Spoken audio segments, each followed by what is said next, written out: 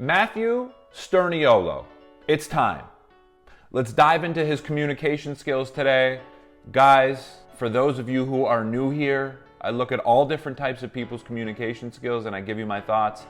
I've been checking out the Sturniolo boys now for, I think 4 months or so, and it's been fun. I thought, let's do it a little bit differently today. Let's check out Matt's solo channel. I saw some requests early on for this. So let's get into this. Appreciate you being here. It's Friday for me. When this comes out, I don't know what day it's going to be. Oh, there we are. There it is. Welcome to my personal YouTube channel. Yeah, this is just me. No Nick, no Chris.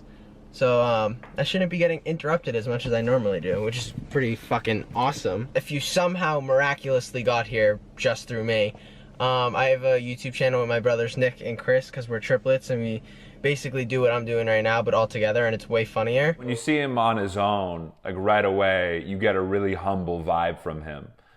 Essentially, like, this isn't going to be as fun of a video. Like, he kind of threw like a subtle shot at his brothers first by saying that he's not going to get interrupted as much. I shouldn't be getting interrupted as much as I normally do, which is pretty fucking awesome. But ultimately, it's not going to be as fun because it's just me. So he's sort of like setting the audience's expectations a little lower. But I think the underlying message that you get from listening to this is a sense of humility, you know?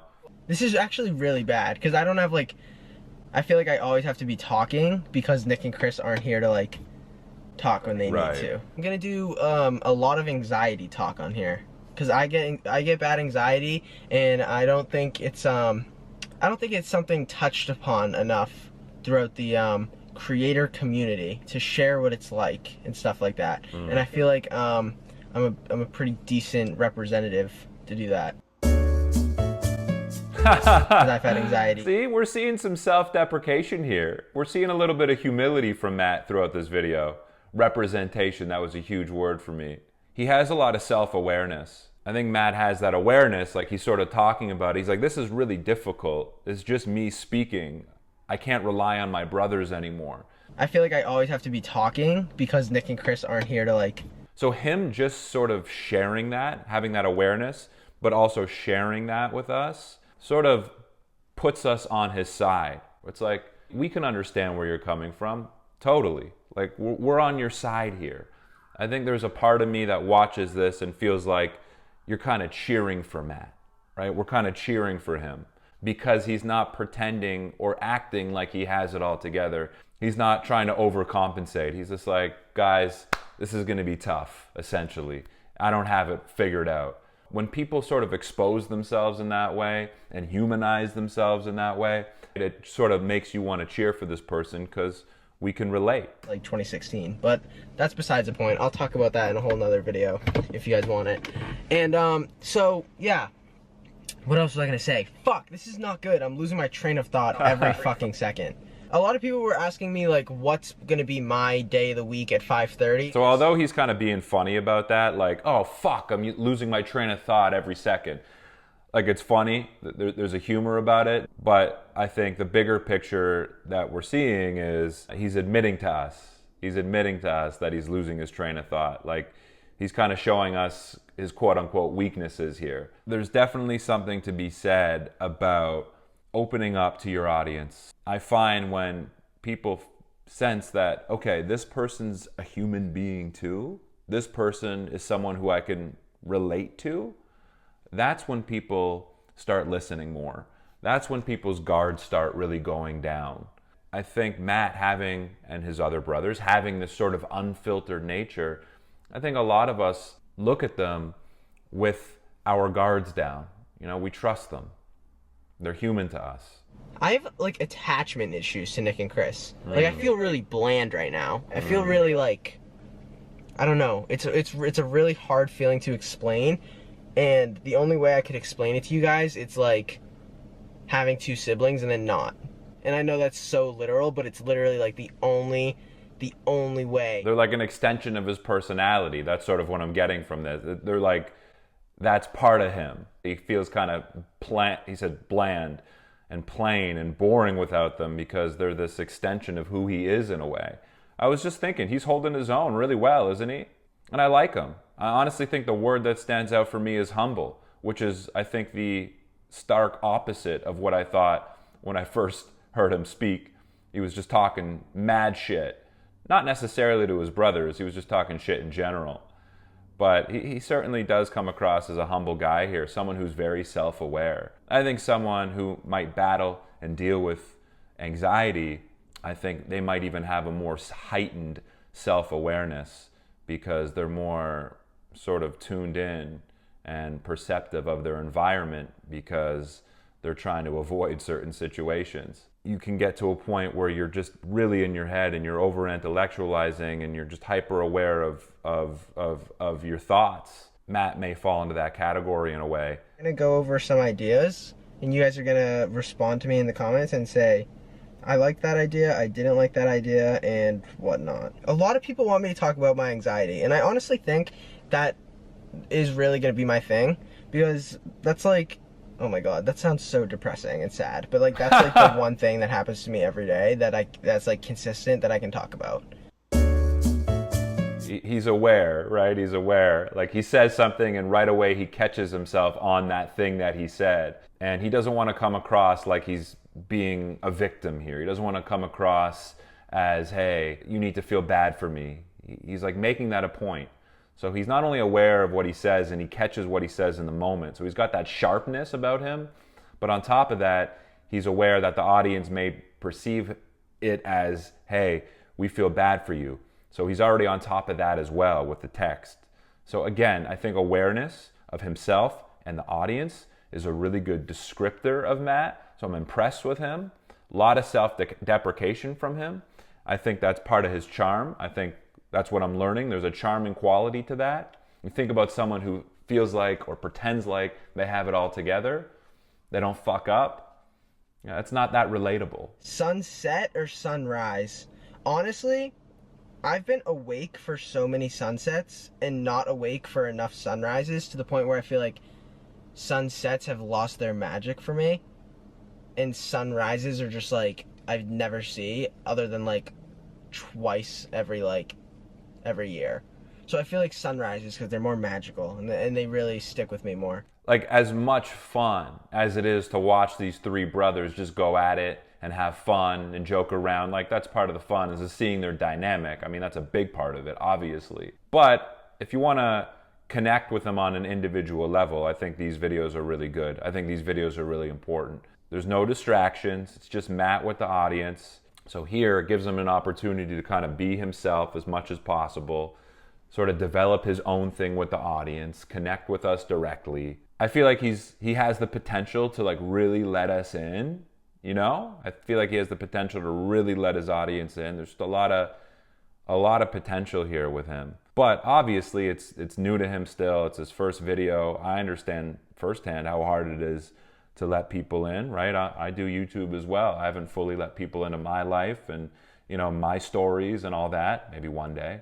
My entire life, I've kind of been in like not a box, but I've been with Nick and Chris my entire life, and Nick was like, fuck it, I'm gonna do a personal channel, and Chris was like, fuck it, I'm gonna do a personal channel, and I was like, you know what, if I also did a personal channel, it might be boring, I might not be able to like figure it out and do that well on it. He's okay kind of playing second or third in the triplet group. He doesn't need to be the guy who's like in charge, taking the shots, calling the shots. He's cool, like kind of just listening to his brothers. Yeah, obviously he's got his own personality. Obviously he's his own person. But I think there's a lot of people out there who kind of like that he can admit that. He doesn't feel the need to act like he's Mr. Macho, Mr. In Charge. I've got everything under control. I'm the man. Yeah, there's definitely an appeal to that kind of content. But there's also, I think, arguably a bigger appeal to this type of person who creates content talking about their anxiety, being a little bit more self-deprecating, being a little bit more unsure on camera. Whereas you look at a guy like Nick, that guy's Mr. Entertainer. Sure, I'm sure he's got his struggles and stuff like that he deals with, but you know, it comes a little bit more naturally for him to just kind of perform on camera. And there's an audience for that, for sure. And Nick's the man. You know I love Nick. Nick, you know I love you. But with Matt, There's just a different vibe with him that brings in a new audience that will allow them to really connect with him, because he's just, I think he represents just a normal person, maybe the most out of all these three guys in a way, because most of us don't have our shit together, you know? This is another thing that I'm struggling with Nick and Chris not here. I don't finish my thoughts out loud. So like that's not a really good trait to have doing this personally. But I feel like I'll be able to learn a lot about myself making personal YouTube videos and watching them back, and like just see my growth in my anxiety, my mental health, stuff like that. He's bang on, for sure. I hope he continues to do this. Matt, bro, I hope you continue to do this. Seriously, man. I think this will really help you not only grow as a person, but something that I focus on, as you know, it's going to help your communication skills. You're going to be more comfortable talking to the camera. You're going to be more comfortable telling a story. You're going to be more comfortable communicating with your audience. You're going to be comfortable opening up more. So I think you're going to develop a lot of really good life skills that are going to help you. But it takes work. I know that. I've given thousands of presentations in my life, and I certainly didn't start off good. But it's putting those reps in. Like, it's not that bad. It's just like everyone's got a little mental health issue, and mine's like it's a little bit there. But like I've been living life recently. Like I've been chilling. No need to worry about me. On God, I wouldn't lie about that. I'm just laughing to myself, guys. I'm old, you know? I'm just laughing to myself when he says on God. You know, it's just something I couldn't say. I just couldn't say that. And that's fine. And I'm okay with that. On God. On God. They got it for me and Chris, and I literally haven't taken it off since then. But like I'll throw on rings here and there, but I can't really wear rings throughout my day. And I honestly think it's like a claustrophobia thing, but like when I have them on for too long, my hands start to feel like mad heavy. Yeah, and I notice how when he's talking to the audience, he's like making pretty good eye contact with the camera. I'm impressed with that. You know, that's a big part of being an effective communicator. I think we have a better chance as an audience of listening and connecting with people who are looking at us. Kind of makes you feel like he's with us a little bit more. So I like that. He's in and out of making eye contact with the camera. There's that personal connection, but there's also that casual feel. I honestly don't think I would be able to handle like the work, coming up with ideas, doing all of this shit, editing. Like I would not be able to do that alone. So I'm so grateful that Nick and Chris helped me do that, because I really wouldn't have been able to start social media. Shout out Nick and Chris. And they were huge helps. And yeah. Yeah, I like how he paid respect there to Nick and Chris. Shout out Nick and Chris. Matt's not really taking shots at them off camera. See, I don't think that's Matt's nature. I think Matt likes when things mesh well, when things are more sort of easygoing and relaxed. I think he thrives when they're just kind of getting along and hanging out. And there's something about, we like hearing other people speak highly about people that we admire. So I'm so grateful that Nick and Chris helped me do that. There's something about that is just validating. So when we hear, you know, Matt speaking about his brothers, saying he wouldn't be where he's at without his brothers, admitting that like this life isn't easy. It's not for him. Posting every week, editing, it's not easy. That's cool to hear. I feel like every little kid played the recorder, but like I never was good at it. Like I used to just blow in that shit. And like I never hit the buttons or anything. I never knew where to like put my fingers. And then I'd switch to the trumpet, and then I also never learned the finger. Yeah, trumpet's hard as fuck. I would just blow in that shit and make a lot of noise. I hear that. And that's basically it. But yeah. Yo, Matt's got jokes, man. Matt has got jokes. That's funny, dude. That is funny. Yeah, man, he can make fun of himself. I really appreciate that about Matt. There's an approachability to someone when they can be made fun of. Like, there's nothing worse than hanging out with someone who can't make fun of themselves, who can't poke fun at themselves. It's easier to be around someone like Matt who can do that. I love when that happens, like when people bring up shit that like you almost forgot about, but then you've remembered, and then you remember like good memories with that. You know what I mean? Like I feel like somebody's gonna get that. Like sometimes when people just like I feel you. Bring up that one thing and like it happens to have connected to a good memory, so then you're sitting there like, damn, that was really cool. Matt's open, man. Matt's open. I appreciate that about Matt and his communication skills, and I like that. I like that he acknowledged that good feeling. Matt's a thinker. He's a feeler and a thinker. He vocalizes what he feels and thinks, and that's going to help people connect with him. But he's not overly confident about it when he expresses it. Like, he's saying it as if he's not sure if anyone's going to be able to understand what he's saying. But we do, bro. We understand what you're saying. We get it. You know, that's something I think a lot of us deal with too. It's like we feel like it's hard for people to understand us. I found as I've gotten older, as complex and as different as you may feel, as you may think you are, there's a lot of people who can most likely relate to you. We've all had crazy thoughts. We've all had, you know, all different types of feelings. So there's a good chance there's someone out there that can definitely relate to you. That was my Q&A. I answered some of those questions. Videos you can expect from me in the future. Videos like this. And if you didn't like this, then I can change it. But like, honestly, what videos I do in the future is completely up to you guys. Because you guys are going to be the people that watch these videos. You guys know what you want to see. As long as you think I'm capable of doing it, DMs are open. You know what I like about Matt when he's communicating to us right now too? His tone hasn't switched from when he communicates to his brothers. And I can appreciate that. Like, he's not talking down to his audience. He's not patronizing his audience. He's not being condescending, right? So he's talking to his audience like he talked to his brothers or his friends, it feels like. Maybe he's being a little more kind to us than to his brothers. But that tone is the same. The overall tone and energy is the same, which we can appreciate, right? It's that authenticity that we like from the Sturniolos in the first place. So definitely shout out to Matt for keeping it real. Open, you know? Even if it's like, I know it says request. I'm going to pull a Matt Sturniolo there and say, why did I do this? I can 100% talk about that. And what was the other thing? Clothing, anxiety. Oh, looks like I forget. Looks like you guys are gonna have to fucking tell me again. Whatever. So yeah, this is my channel. It's gonna be a lot of it's not gonna be that often. And I hope you guys enjoyed this video. He's not setting the bar too high over here. And thank goodness, because my man only has 2 videos that he's put out on his personal channel. So we appreciate the bar being set low.